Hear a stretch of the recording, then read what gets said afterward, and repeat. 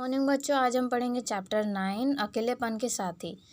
हम जिस स्थान पर सोचते हैं कि हम अकेले हैं, उसी स्थान पर भी बहुत सारे जीव जंतु होते हैं। हम कभी अकेले नहीं रहते, ऐसा नेहरू जी ने बताया है। नेहरू जी कैसे जेल में रहे हैं उसके बारे में बताया गया है। मैं देहरादून की उस कोठरी में लगभग 14.5 महीने रहा और यह अनुभव करने लगा कि जैसे मेरा घर है। उसके प्रत्येक भाग से मैं परिचित हो गया। सफ़ेद दीवारें, छत और कीड़े द्वारा खाई गई इस कड़ियों पर पड़ी हुई प्रत्येक रेखा और बिंदु से मैं परिचित हो गया। जेल में निजी कार्य अधिक अवकाश मिलने के कारण मैं प्रकृति के अधिक निकट हो चला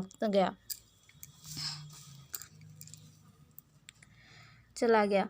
अपने सामने आने जाने वाले जानवरों और कीड़ों को मैं बड़ी उत्सुकता से देखता। जैसे जैसे इनकी मेरी उत्सुकता बढ़ती गई, वैसे वैसे ही मैं अपनी कोठरी और उसके बाहर आंगन में रहने वाले कीड़े मकोड़े को दिलचस्पी लेने लगा। मैंने अनुभव किया कि मेरे को यह शिकायत गलत थी कि मेरा आंगन सूना है और उजड़ा हुआ है, क्योंकि मैंने यह पाया कि वह जीवों से भरा हुआ है।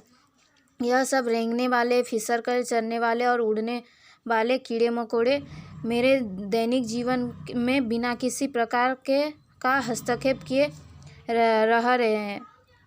तब कोई कारण न था कि मैं उनसे किसी प्रकार का छेड़छाड़ करता, किंतु खटमलों, मच्छरों, मक्खियाँ और से मुझे निरंतर युद्ध करना पड़ता था।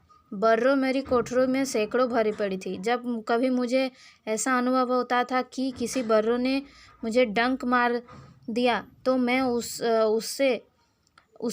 उसमें और मुझ में थोड़ी लड़ाई हो जाती। एक बार क्रोध में आकर मैंने सब बर्रों को समाप्त कर देना चाहा, किंतु उन्होंने अपने इसी अस्थायी घर की रक्षा के लिए मुझसे काफ़ी युद्ध किया, जिसमें कदाचि उनके अंडे रखे थे।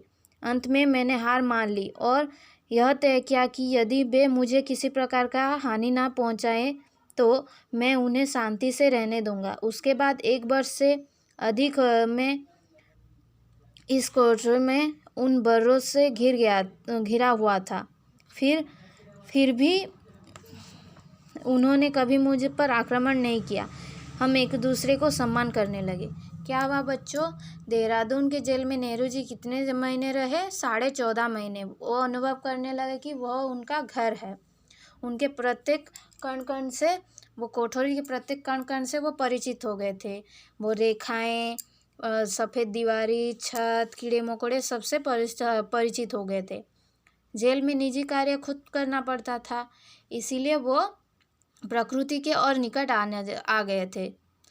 अपने सामने आने जाने वाले कीड़े मकोड़ों से देखते ही उनका उत्सुकता बढ़ने लगा था।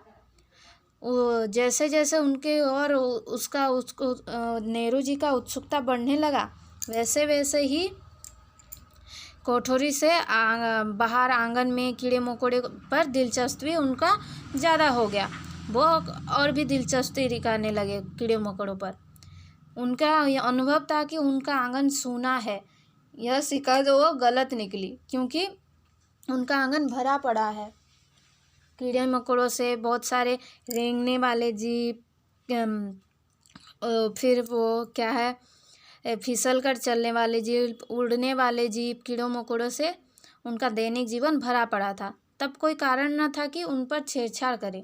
वो क्यों उन पर छेड़छाड़ करेंगे? तो वो तो अपने रास्ते में जाते थे। लेकिन खटमल, मच्छर, मक्खियाँ से उनका निरंतर युद्ध करना पड़ता था। बर्रे भी उनके जो थे, वहाँ उनके कमरे में सैकड़ों भरे पड़े थे। क्या था, एक बार क्या हुआ, किसी बर्रे ने उनको काट लिया, तो वो गुस्से में आकर सारे बर्रों को मार डालना चाहा, समाप्त कर डालना चाहा। तो वो बर्रे भी अपनी घर की रक्षा करने के लिए उनसे निरंतर युद्ध किए। वहाँ पर छोटे छोटे अंडे थे, लेकिन नेहरू जी ने हार मान लिया और सोचा कि अगर वो मुझे नुकसान नहीं पहुँचाएंगे तो मैं भी उनको नुकसान नहीं पहुँचाऊँगा, ऐसा सोचा उन्होंने।